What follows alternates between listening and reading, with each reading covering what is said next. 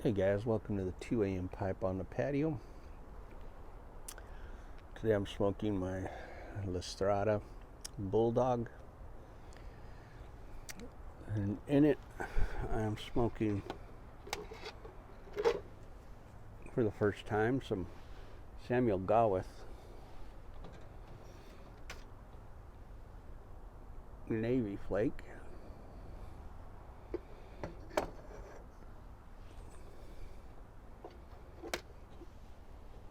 Another great blend from Samuel Gawith. So today Sadie and I took a break from packing today. So our backs were both feeling it today. And I was going through YouTube and I stumbled upon a page from a couple of friends of mine, Bobby Whitlock and Coco Carmel. Now, Bobby Whitlock was the keyboard player for Derek and the Dominos. And I'm going to tell you the story of how I first met Bobby. And I used to do album reviews on my band's website back when I had the band website. Anytime I bought a record or a CD, if it was something that was really good, I'd do a review of it. And I happened to buy this CD of Bobby Whitlock and Coco Carmel called "And Other Assorted Love Songs," and it was a live record that they did, and it was incredible. I mean, it was just phenomenally good.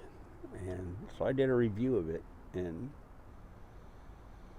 they did, some Derek and the Dominos tunes, and then they did some of Bobby's tunes and some tunes that they had written together. And it was just a great album. And so one day I'm sitting at home, and the phone rings.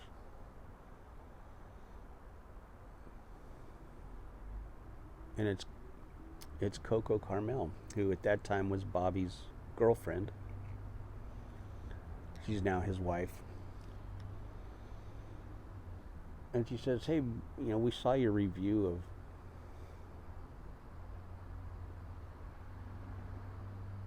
our album on your website. Bobby and I would really like to meet you. Would you mind meeting us?" And I said, "Oh yeah, you tell me when and where, and I will be there." And I mean, Bobby was one of my musical heroes, and I mean, the Derek and the Dominoes Layla album was one or two on my all-time greatest album lists since 1970, and still is, and switches between 1 and 2 just depending on my mood, whether it's the Allman Brothers Fillmore East or Derek and the Dominoes Layla. It's always one of those two albums. And I had always been a fan of Bobby's. I had all his solo albums, Raw Velvet, Bobby Whitlock, Rock Your Socks Off. I loved Bobby's voice. But anyway, so Coco says,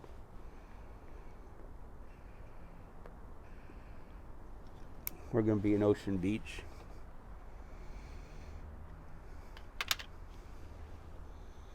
this Friday or whatever day it was. I don't remember the day of the week. I know it was October 3rd, 2003. And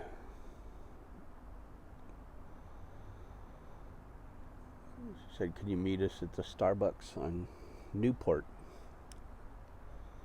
And I said, absolutely, I'll be there.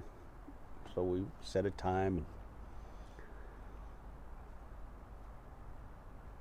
and I went and bought a camera. So I didn't have a camera.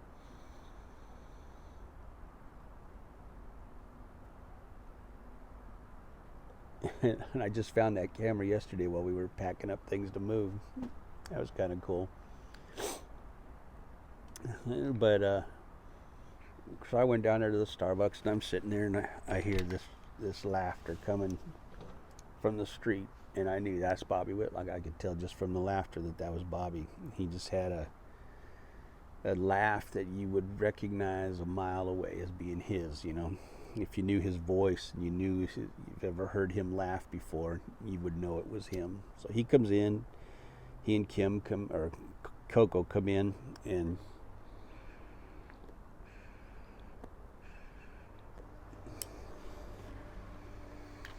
we sit down and we hug and we start talking, and Bobby starts telling stories.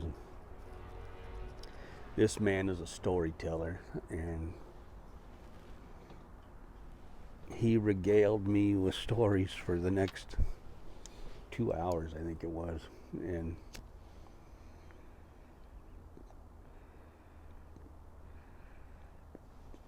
treated me like he had known me his whole lifetime. Like I was an old friend who he hadn't seen in a while. He just treated me like I was part of his inner circle.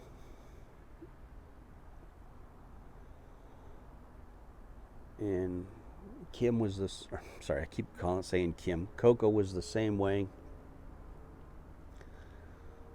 She treated me like she'd known me forever. And she was originally from California. And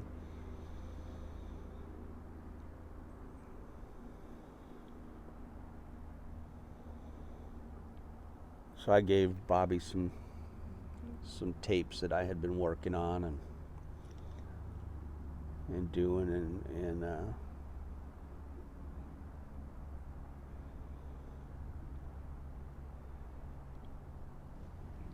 it was just an awesome time we spent together, and just great.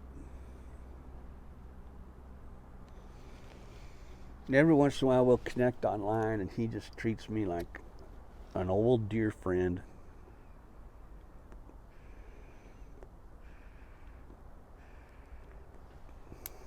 And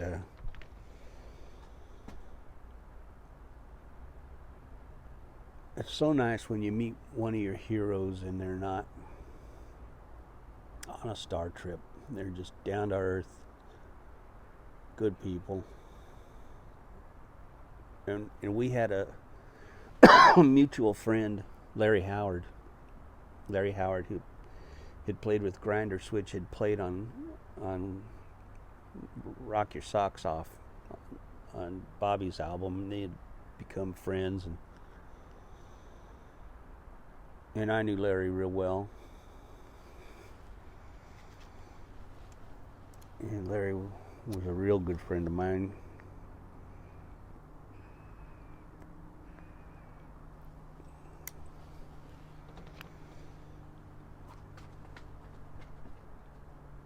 And I got to do many shows with Larry over the years, so we had that mutual friend in between us, and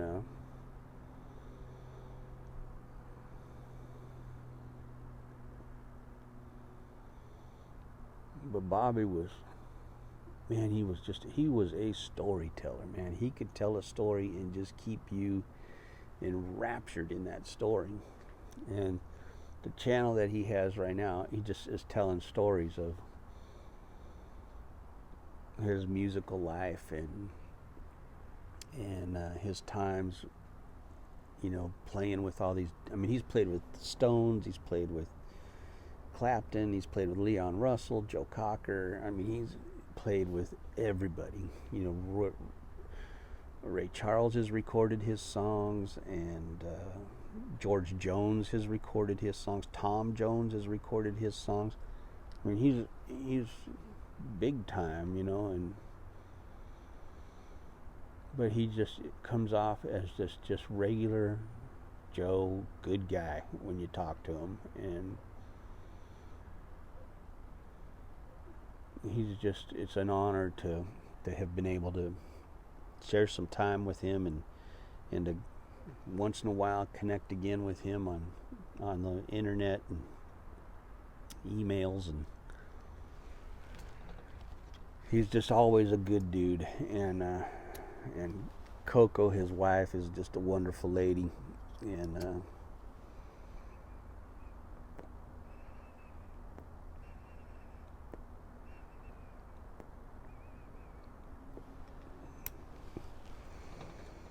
they're living down in Austin now, and they do a weekly show down there, local, and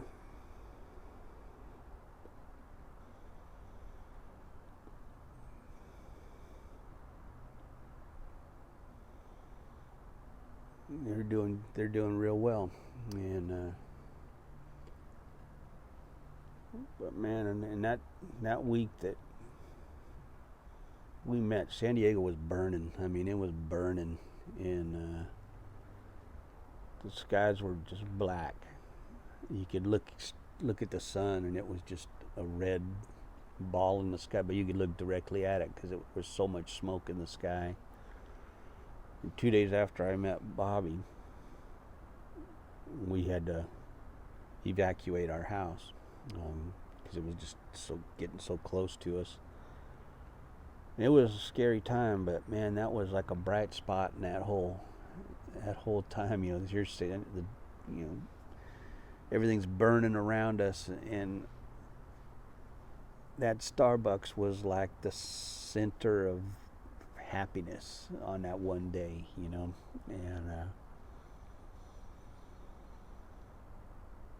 and Bobby was a sweetheart of a guy, is a sweetheart of a guy, and Coco is just a wonderful, wonderful lady.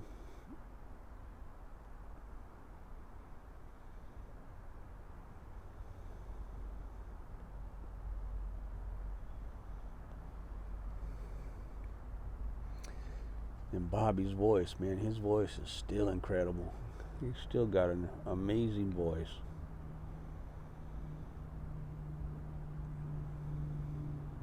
What he talked about, the song Thorn Tree in the Garden from the Layla album, and everybody thought that song was about, you know, a lady, and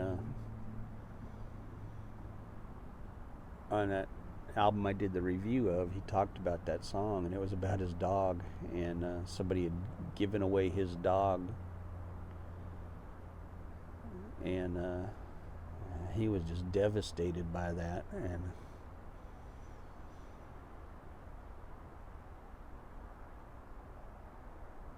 that's why he wrote that song.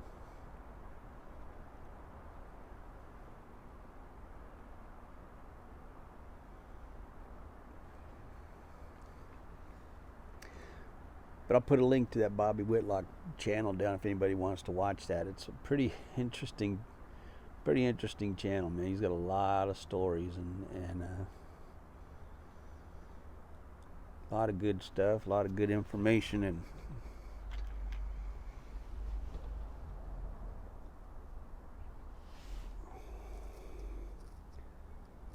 he's an interesting dude, man. Interesting dude.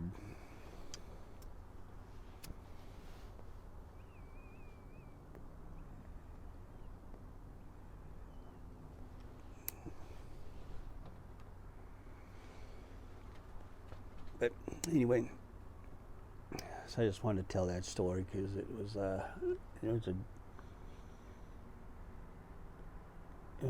dark time in San Diego. Well, for those couple hours, That was like just the center of happiness in that Starbucks, man. I was sitting with one of my heroes. He was a nice guy, and he was telling me stories and funny stories. God, he had some funny stories.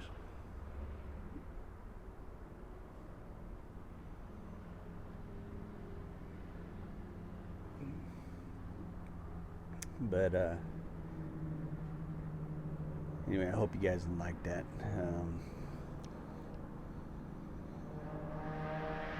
He was a good dude. He is a good dude. So I will talk to you later. Have a good one, guys.